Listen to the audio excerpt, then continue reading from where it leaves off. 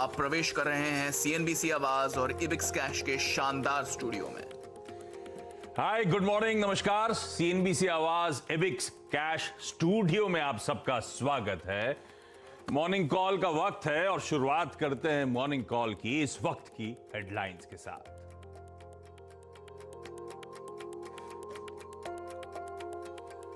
हफ्ते के पहले दिन ग्लोबल संकेत मिले जुले। एशिया में निक्केई 1% से ज्यादा उछला, लेकिन एसजीएक्स निफ्टी में फ्लैट कारोबार। खराब जॉब रिपोर्ट के बाद शुक्रवार को कमजोर बंद हुए थे अमेरिकी बाजार। आज लेबर डे पर यूएस मार्केट्स की छुट्टी। Diagnostic company strand life sciences में रिलायंस इंडस्ट्रीज ने खरीदी बड़ी हिस्सेदारी। करीब 2.25 करोड़ शेयरों के लिए 393 करोड़ का किया निवेश।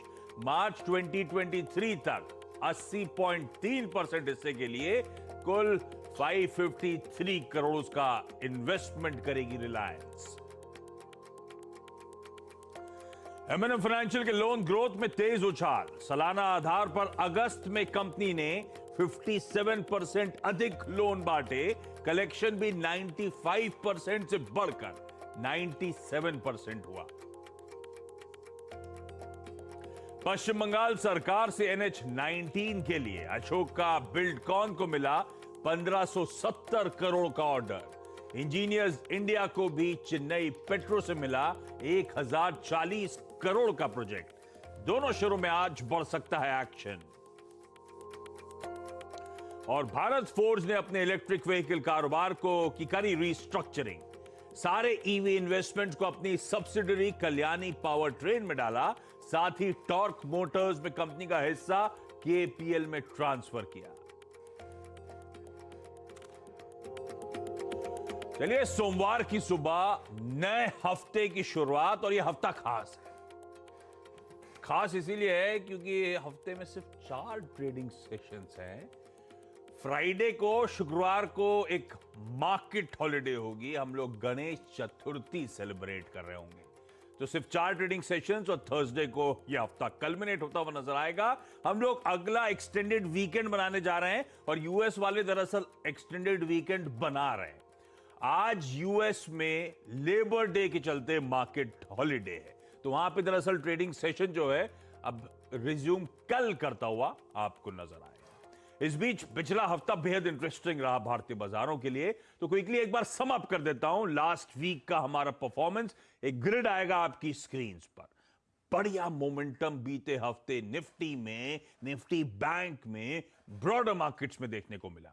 Week on week, last week Nifty में 618 पॉइंट्स, ऑलमोस्ट 4.25% का उछाल। निफ्टी बैंक में 1134 अंक की तेजी, 3.25% वीक ऑन वीक के गेन्स। और एफआईआईज की घर वापसी हो रही है, खरीदारी हुई है पिछले हफ्ते। नेट कैश मार्केट में 6,800 करोड़ रुपए से ज्यादा का इंफ्यूजन। हां, डीआईएस ने इस दौरान जरूर 1,400 करोड़ रुपए के आसपास की बिकवाली करी, पर नेट बढ़िया फ्लोज रहे, और उसका फायदा निफ्टी बैंक को, और नए रिकॉर्ड उच्चतम स्तर हम भारतीय बाजारों में हर दिन जड़ते हुए नजर आए। जरा इंटरडे चार्ट दिखाइएगा फ्राइडे का। फ्राइडे को भी स्ट्रॉन्ग नोट पर 0.5% की मजबूती और 17,323 के लेवल्स पर जाकर हमने अपने ट्रेड की समाप्ति करी थी। तो बढ़िया मोमेंटम बना ही रहा बीते हफ्ते। ऐसे में आज इस हफ्ते की शुरुआत में किस तरह के संकेत हैं? यूएस मार्केट्स में फ्राइडे को मिला जुला ट्रेडिंग सेशन था। डाउ देखते तो 1/4% का दबाव था, उसी के सामने नैस्डैक देख ले तो 1/4% की मजबूती के साथ कामकाज करता हुआ नजर आया।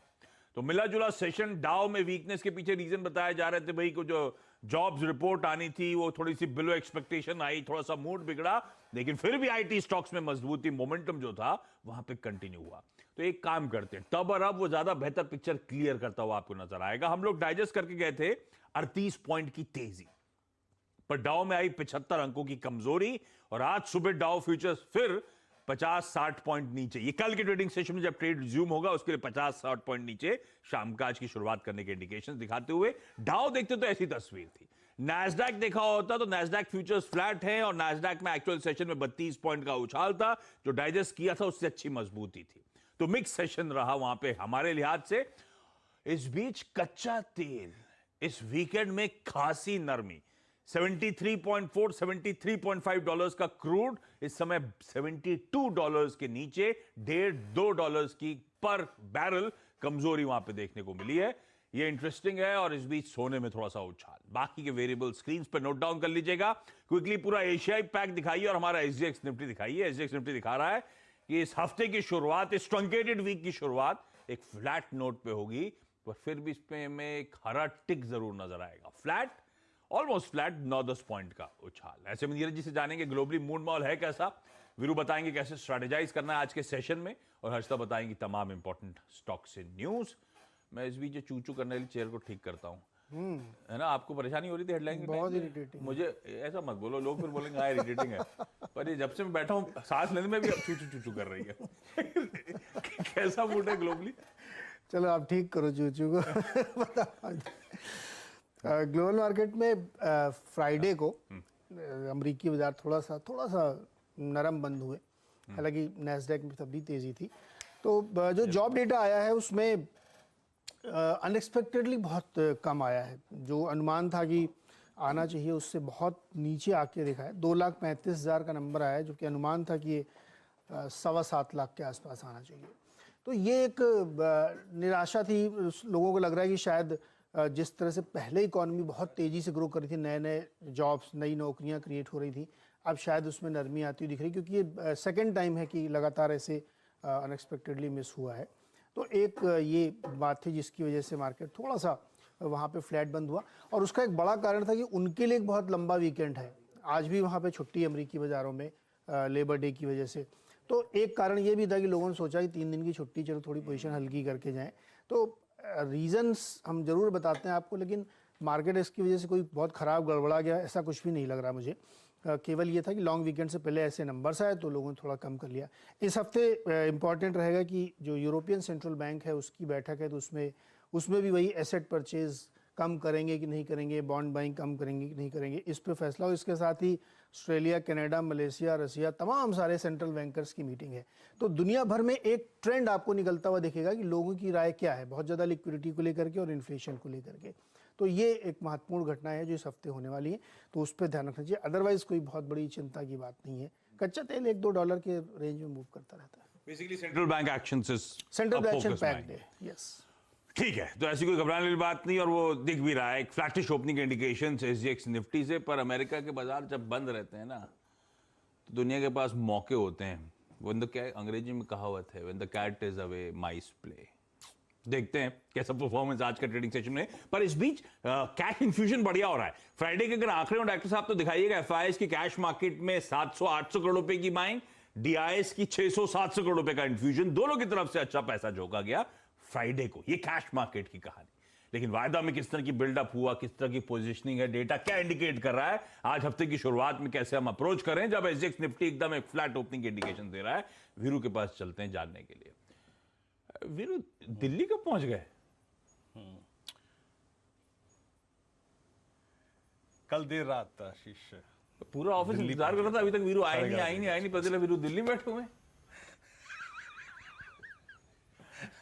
कैसा डेटा पॉइंट्स क्या कह रहे हैं आज के लिए? लेकिन आपने वहां पे इतनी बारिश करा रखी थी, हाँ, कहीं निकल नहीं पा रहे थे, तो अरे निकलने से याद आया, चलिए वीकेंड डेटा पे पॉइंट मैं, अच्छा है आशीष। हाँ, वीकेंड पे मॉल चला गया और बहुत प्रोमिनेंट मॉल खुला था, लेकिन इक्का दुक्का, और पता है ऐसा था, आधी शॉप्स बंद मॉल के अंदर, और आप घूम रहे होगे तो एकदम सेफ। क्यों सेफ? कोई है नहीं, कोई नहीं। अरे भाई, मतलब पूरे इतने बड़े 4 माले के मॉल में 10-15 लोग ज्यादा से ज्यादा होंगे जो आपको दिख रहे होंगे वॉक करते। दुकानों के अंदर थोड़े बहुत होंगे, स्टाफ भी स्केलेटल, एक आध आदमी ही पूरी शॉप को मैनेज कर रहा है, बस फॉर्मेलिटी के लिए खुला हुआ है। फूड कोर्ट में बस वो बर्गर किंग और मैकडॉनल्ड जैसे ब्रांड खुले हुए हैं जो कि होम डिलीवरी कर रहे हैं वहां से, वहां पे बैठ के भी खाना वाला कोई नहीं। और वो एक आदमी पूरे स्टोर में आपको फॉलो करता रहता है, पूरे स्टोर में सर कहाँ कुछ खरीद रहे हैं क्या? आप भी हुआ है क्या? पता लगा सर तो केवल जायजा ले रहे हैं और बकायदा चेक कर रहे हैं वो लोग, और डबल वैक्सीनेशन, डेट वेट वो सब, और उसके बाद आदमी है ही नहीं, खाली पड़ा है। बहुत बुरी स्थिति है। मॉल्स की तो है, वहीं स्टैंड अलोन शॉप्स के वारे नारे हो रहे हैं। अरे वीरू सॉरी, कैसे स्ट्रेटेजाइज करना है आज बाजार में? जी इसीलिए वीरू चले गए, असल में कुछ करने को ही नहीं था। देखिए आशीष, जी हाँ, बिल्कुल सच बात कही आपने, बिल्कुल सच बात कही। और चलिए खैर डेटा देखते हैं। देखिए आशीष, डेटा अच्छा है और सबसे बड़ी बात यह है कि कैश में आपके काफी, अगर आप देखें डीआईएस और एफआईएस का पैसा आ रहा है। 768 करोड़ रुपए की एफआईएस की बाइंग, डीआईएस की करीब 668 करोड़ रुपए की बाइंग। एक बात को याद रखिएगा कि अब स्टॉक फ्यूचर्स जो थ्रस्ट जनरेट कर रहे हैं तो कर रहे हैं, लेकिन एफआईएस इंडेक्स को बहुत लॉन्ग नहीं कर रहे हैं। वो शॉर्ट करके अपने आप को कैश की बाइंग को इंडेक्स में और स्टॉक फ्यूचर्स में हेज कर रहे हैं आशीष। दूसरी चीज, इस डेटा की थीम ये कहती है कि उन स्टॉक्स पे अब फोकस कीजिए जो कि नीचे से, जो कि बेस से बाहर निकल रहे हैं। फॉर इंस्टेंस लास्ट सेशन की स्ट्रेंथ को स्पॉन्सर किया रिलायंस के बिहेवियर ने, जो कि अपनी रेंज से बाहर निकला। फार्मा में अब थोड़ा सा फोकस कीजिएगा जो कि बेस से बाहर निकल रहा है। तो ऐसे स्टॉक्स पे फोकस कीजिए जो कि बेस से बाहर निकल रहे हैं।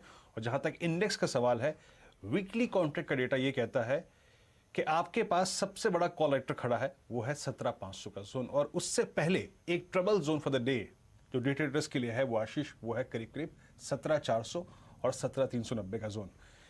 आप ये देखिए एफआईएस के स्टेट्स के बीच में अगर आप देखें, पुट राइटिंग कॉल राइटिंग बहुत जबरदस्त है। 17,500 17,400 पे कॉल राइटिंग है और नीचे 17,200 पे और 17,300 पे अगर आप देखें काफी स्ट्रॉन्ग पुट राइटिंग है। हमने लास्ट सेशन का टारगेट लिया था आशीष 17,311, वो हमें मिल गया। आज भी बाय करके रखिए पोजीशंस की। लॉन्ग को अगर आप देखें आपकी प्रीवियस सेशन की है तो आप उसे होल्ड करके रखिए।